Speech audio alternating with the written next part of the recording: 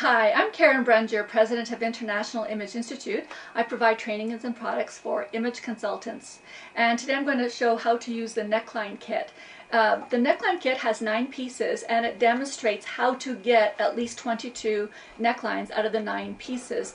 Today we're going to show just a few of them, and we're going to show them on our client Liliana.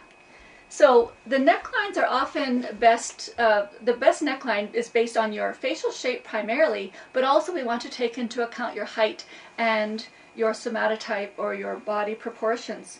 So we're going to start with a classic neckline, which is a V neckline. Now, with Liliana's face, we can see that she's quite wide in here through the cheekbones, and it's more of a square shape, and then she has a sharp triangle through the chin. So we know that anything that matches her face is going to be very good on her. So with the V neckline, what I like is that the V matches the V of her chin area. And to get the best V, I would match the width here with the width of her cheekbones. And then for the length, a nice proportion is to do the length of her face. So we take her face length and put it here. That tells you how long she can go in her V neckline. If we were to manipulate the V and make it higher or narrower, we can see that now it's not as in proportion with her face. The law of contrast states that when a small area is compared to a large area, the large area will look larger. So this is making her face look larger. So because we have the V here, we can also at the same time demonstrate collars. So here we have, we can use these straps to show collars. So there is a narrow collar, and what we like is the angle here that matches the angle of her face, and certainly she can do that type of a collar. If we were to show a wider collar on the other side, we can see that now it's not as in proportion with her because her shoulder area is narrow. So now it's not in balance. So she could do this, plus she could even bring it up higher if she wants. So you can manipulate the collars to see what works best for your client. So that's the V neckline.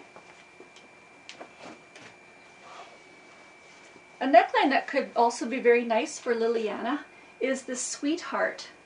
And we like the Sweetheart, it's straight here, we like the Sweetheart because it has some squareness through here, which matches the squareness in her cheekbones. And then it also has a triangle, which is nice for the chin area. For her, I would recommend a Sweetheart that has sharper angles in it because she is narrower through the bust area. Whereas if somebody is very full in the bust, I would recommend more curve in the Sweetheart, and that would be really wonderful. Okay, so there's the Sweetheart neckline.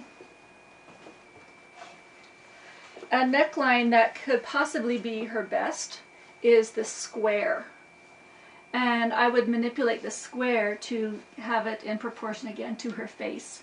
So I would match the width to her cheekbones, or to be in balance there. And then with the length, so depending on the occasion, she could have it again the length of her face, or she could bring it up to have half the length of her face in there. So the higher up she goes in the neckline, then she has to be more conscious to have the width up here, more openness in this area for the balance.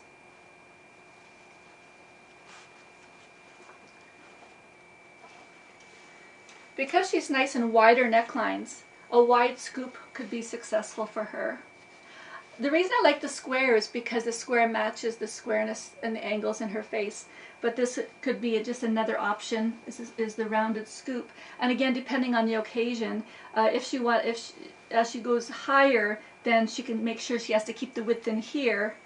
And so she can go from her face length below to about even a quarter of her face below, just because as long as she has the length or the width through the shoulder area.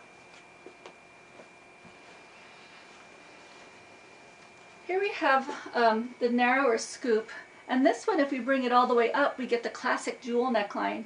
Now for Liliana, this is not her best because again it's just closing her off too much. It's not in proportion with her. But while we have it, we could also show you how to get a turtleneck effect. So So just take the same strap we used before and wrap it around, and you can see again it's just closing her off too much. It's not as flattering for her.